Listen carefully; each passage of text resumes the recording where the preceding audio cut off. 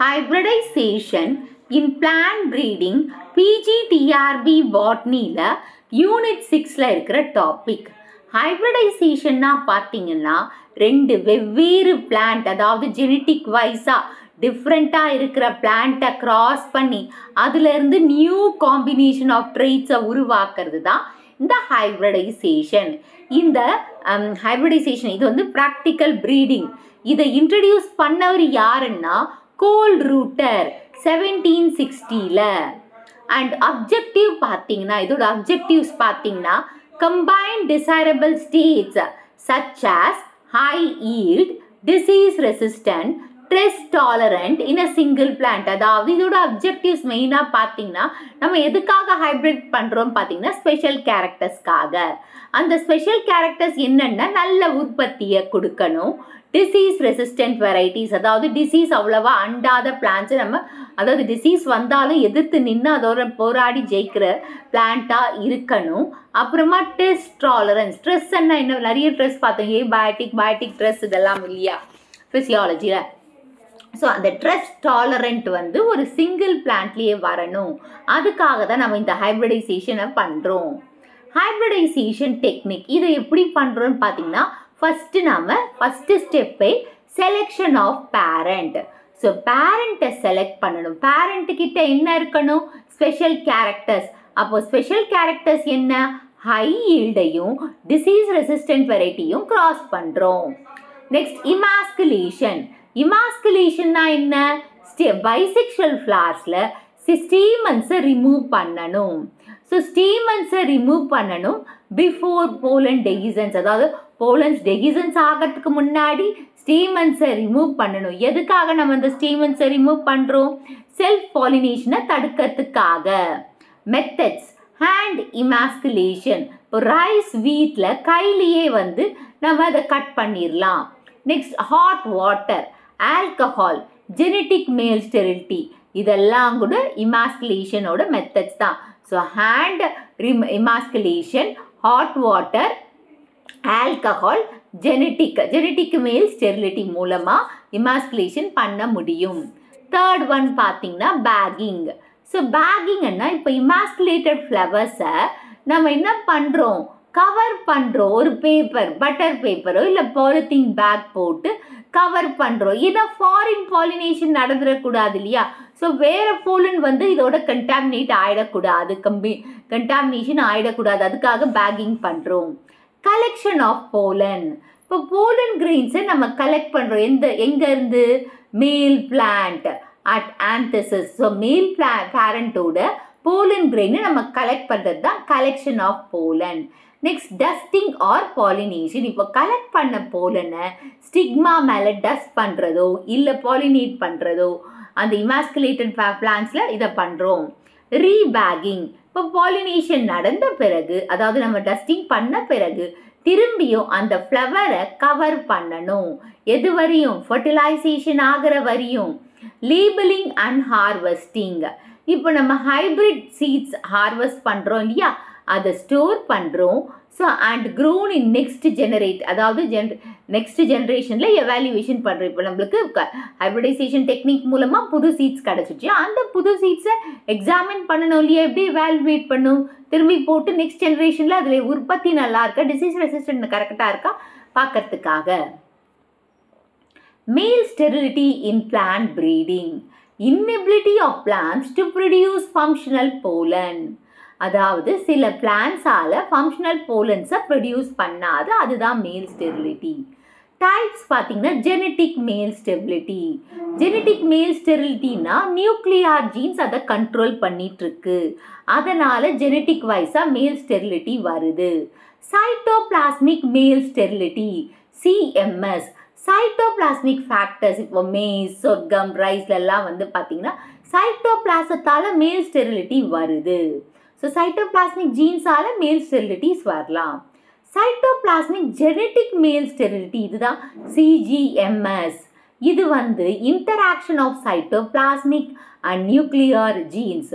So இது வந்து சைட்டோபிளாஸ்மிக்கும் நியூக்ளியர் ஜீன்ஸோட பேச்சுவார்த்தை நடக்குது. இது எதில் பார்க்கலான்னா sunflower and pearl millet. So importance பார்த்தீங்கன்னா used to eliminate the need for emasculation. So இது எதுக்கு யூஸ் பண்ணுறாங்கன்னா used to eliminate the need for emasculation பண்ணாமல் இதை பண்ண முடியும்.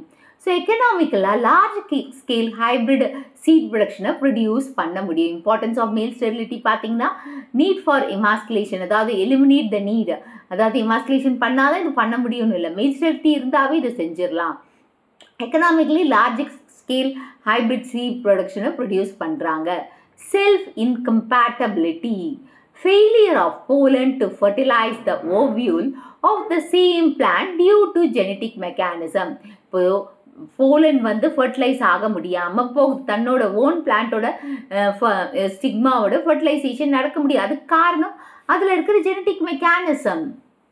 Promotes cross pollination and genetic diversity. So self இன்கம்பேட்டபிலிட்டியால் இது வந்து கிராஸ் பாலினேஷனை தூண்டுது, அதனால நம்மளுக்கு நிறைய ஜெனட்டிக் டைவர்சிட்டியான ஸ்பீஷீஸ் கிடைக்குது. இப்போ டைப்ஸ் பார்த்தீங்கன்னா கேமோஃபிட்டிக் எஸ்ஐ, ஜிஎஸ்ஐ. ஸோ ஜிஎஸ்ஐ என்ன பார்த்தீங்கன்னா ஹாப்ளாய்டு போலன் ஜீனோடைப். ஜிஎஸ்ஐ என்ன கேமிட்டோஃபிட்டிக், கேமிட்டோஃபிட்டிக்னா ஹாப்ளாய்டு தானே, அப்போ நம்மளுக்கு ஹாப்ளாய்டு போலன் ஜீனோடைப் கிடைக்கும். இது எதில் பார்க்கலாம், நிக்கோஷியானா டொபேக்கோ. ஸோ ஜிஎஸ்ஐ என்னது கேமிட்டோஃபிட்டிக், எஸ்ஐ செல்ஃப் இன்கம்பேட்டபிலிட்டி, அது எதில் பார்க்கலாம், Nicotiana and tobacco. Sporophytic SI என்ன எஸ்எஸ்ஐ, அது டிப்ளாய்டு ஜீனோடைப், அதாவது diploid genotype of pollen parent. Sporophytic கேமிட்டோஃபிட்டிக்னா போலன் கேமிட், அதாவது போலன் டைப் ஹாப்ளாய்டு. ஆனால் இது ஸ்போரோஃபிட்டிக் என்னது, போலனோட பேரண்ட் டிப்ளாய்டு கண்டிஷனில் இருக்கும்போது. Example Brassica. ஸோ கேமிட்டோஃபிட்டிக் எஸ்ஐக்கு எக்ஸாம்பிள் யாரு, நிக்கோஷியானா பெட்டூனியா. ஸ்போரோஃபிட்டிக் எஸ்ஐக்கு யாரு, பிராசிகா. இதோட அப்ளிகேஷன்ஸ் பார்த்தீங்கன்னா breeding program to develop the hybrids. So breeding program to develop the hybrids prevent self fertilization naturally. So breeding program to develop hybrids க்கு self incompatibility ரொம்ப உதவியா இருக்கு. Heterosis. இந்த heterosis என்ற வார்த்தையை கொடுத்தவர் யாரு, ஷல். 1908ல எந்த பிளான்ட்ல, மெய்ஸ். அப்போ இதோட டெஃபினிஷனை பார்க்கலாமா, which hybrid progeny shows the superior performance compared to the parents. அதாவது தாய் 8 அடி பாஞ்சா குட்டி 16 அடி பாயுமா, அது இந்த ஹெட்டிரோசிஸ்க்கு சொல்லலாம். அப்போ இங்க என்ன சொல்றாங்கன்னா ஹைபிரிட் ப்ரோஜெனி, அதாவது F1 வந்து சுப்பீரியரா இருக்காங்க யாரை விட, அதோட பேரண்ட்டை விட. அண்ட் இதை ஃபர்ஸ்ட் ரிப்போர்ட் பண்ணவர் யாரு, ஷல். 1908ல எந்த பிளான்ட்ல, மெய்ஸ்ல.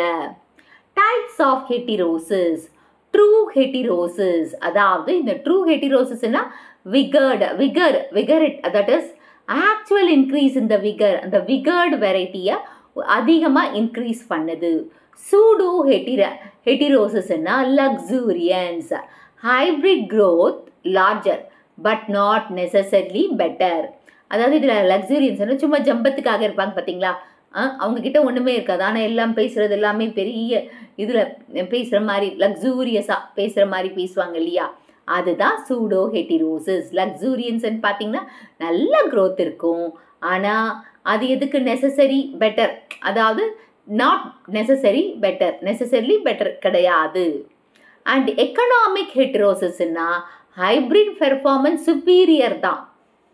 எதில், yield and quality of economic product. இப்போ எக்கனாமிக்னாவே என்னது, நம்மளோட பொருளாதாரம். ஸோ பொருளாதாரத்துக்கு நல்ல சுப்பீரியர் வெரைட்டி தான் கிடைக்குது, அது yield and குவாலிட்டியும் நல்லா கொடுக்குது. ஸோ எத்தனை types of heterosis, true heterosis, pseudo heterosis and economic heterosis. So theories of heterosis. Dominant hypothesis. இதை கொடுத்தவங்க யாரு, டேவன்போர்ட் 1908ல.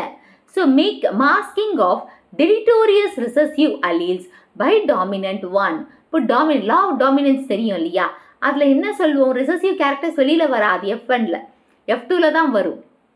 ஓகேவா, ஒன்லி டால் பிளான்ஸ் மட்டும்தான். அதே மாதிரி தான் இங்கே என்னது, டெலிட்டோரியஸ் ரிசசிவ் கேரக்டர்ஸை மறைக்குது. யார் மறைக்கிறாங்க, dominant one.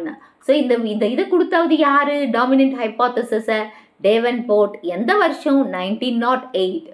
Over dominance hypothesis இதை கொடுத்தவர் ஈஸ்ட் அண்ட் ஷெல் எந்த வருஷம் அதே 1908 தான். ஸோ ஹெட்டிரோசைகஸ் அட் சம் லோக்கை சுப்பீரியர் டு ஹோமோசைகட்ஸ், அதாவது ஹெட்டிரோசைகட்ஸ் இருக்கு இல்லையா, அவங்க ஏதோ ஒரு லோக்கஸில் சுப்பீரியராக இருக்காங்க. யாரை விட? ஹோமோசைகட்ஸை விட. ஸோ ஓவர் டாமினன்ட் ஹைபோதசிஸ் கொடுத்தது யாரு? East and Shull 1908. So heterozygous கண்டிஷனில் ஏதோ ஒரு லோக்கஸில் அவங்க சுப்பீரியராக இருக்காங்க. யாரை விட? ஹோமோசைகஸ் கண்டிஷனை விட. இப்போ ஃபர்ஸ்ட் ஒன் வந்து தியரிஸில் ஃபர்ஸ்ட் கொடுத்தது என்ன? டாமினன்ஸ். யார் கொடுத்தது? டேவன்போர்ட். எந்த வருஷம்? 1908. ஓவர் டாமினன்ஸை கொடுத்தவங்க யாரு? East and Shull 1908. Hybrid vigour. So இந்த ஹைபிரிட் விகர் எப்படி சொல்லலாம்னு பார்த்தீங்கன்னா, observable superiority of F1 hybrid in traits like yield, growth, disease resistant, yearly maturity.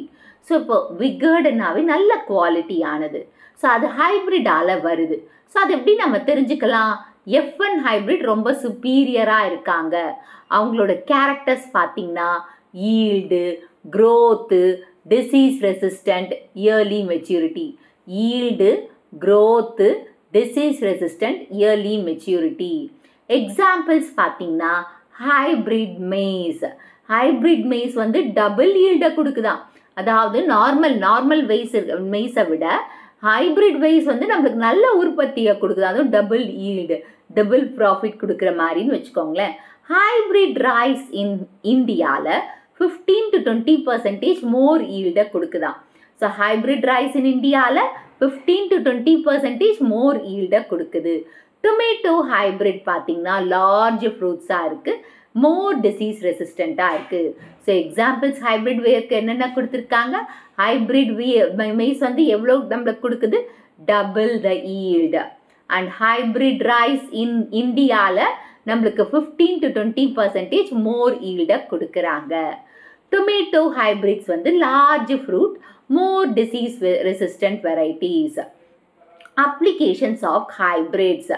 So applications of ஹைப்ரிட்ஸில் பார்த்தீங்கன்னா வீட் வந்து semi dwarf, rust resistant varieties. So வீட்டில் வந்து semi trough variety நல்ல ஈல்டை கொடுத்துருக்கு. அப்புறமா ரஸ்ட் ரெசிஸ்டன்ட் வெரைட்டிஸும் கூட. ரைஸ் பார்த்தீங்கன்னா hybrid rice programmes IRRI, okay, இந்தியாவில் hybrid, that is Indian rice research institute IRRIக்கு இந்தியாவில் ஹைப்ரிட் ரைஸ் ப்ரோக்ராம் கொடுத்துருக்காங்க. காட்டன் வந்து first commercial cotton hybrid releases வந்து இந்தியாவில் தான் ரிலீஸ் பண்ணியிருக்காங்க. அதாவது ஹைப்ரிட் வெரைட்டி ஃபஸ்ட்டாக இந்தியாவில் தான் காட்டன் வெரைட்டி ரிலீஸ் பண்ணியிருக்காங்க. சன்ஃப்ளவர், மேஸ், சொர்க்கம் இதெல்லாமே CMS for hybrid seed production wide ஸ்ப்ரெட்டாக இருக்காங்க. இதை யூஸ் பண்ணுறோம். ஸோ சன்ஃப்ளவர் சீட்ஸையும் மேஸ் அண்ட் சொர்க்கம் சீட்ஸையும் நம்ம CMS ஃபார் ஹைப்ரிட் சீட் ப்ரொடக்ஷனுக்கு யூஸ் பண்ணுறோம். லிமிட்டேஷன்ஸ். ஸோ லிமிட்டேஷன் பார்த்தீங்கன்னா டைம் கன்சியூமிங் 6 to 10 years ஆகுதான் நியூ வெரைட்டி வரத்துக்கு. அண்ட் ஸ்கில்டு ஹேண்டிலிங் வேணும். இதை பற்றி நல்லா தெரிஞ்சவங்க தான் இதை செய்ய முடியும். ஹைப்ரிட்ஸ், நிறைய ஹைப்ரிட்ஸ் பார்த்தீங்கன்னா ஸ்டெரைல் தான். ஒயிட் க்ராசஸில் இன்டர் ஸ்பெசிஃபிக், இன்டர் ஜெனரிக் மூலமாக வர க்ராசஸில் வர ப்ராஃபிட்டின் நம்மளுக்கு F1ல என்ன ஹவுஸ் ஸ்ப்ரிங் கிடைக்குது? ஸ்டெரைல். சீட் கோட் வந்து ஹையர், எஸ்பெஷலி F1 ஹைப்ரிட்ஸில் ஹையராக இருக்காங்க. சீட் கோட் ரொம்ப திக்காக இருக்கிற மாதிரி சொல்கிறாங்க. ஸோ இந்த வீடியோ உங்களுக்கு பிடிச்சிருக்கும், புரிஞ்சிருக்கும்னு நினைக்கிறேன். இந்த வீடியோ உங்களுக்கு பிடிச்சிருந்தா ஒரு like, share, subscribe to science easy tech channel. என்னோட பழைய வீடியோ லிங்க் டிஸ்கிரிப்ஷன் பாக்ஸில் கொடுத்துருக்கேன். நீங்கள் நான் போய் பாருங்கள். ஏதாச்சும் டவுட்ஸ் இருந்தால் கமெண்ட் பாக்ஸில் போடுங்க.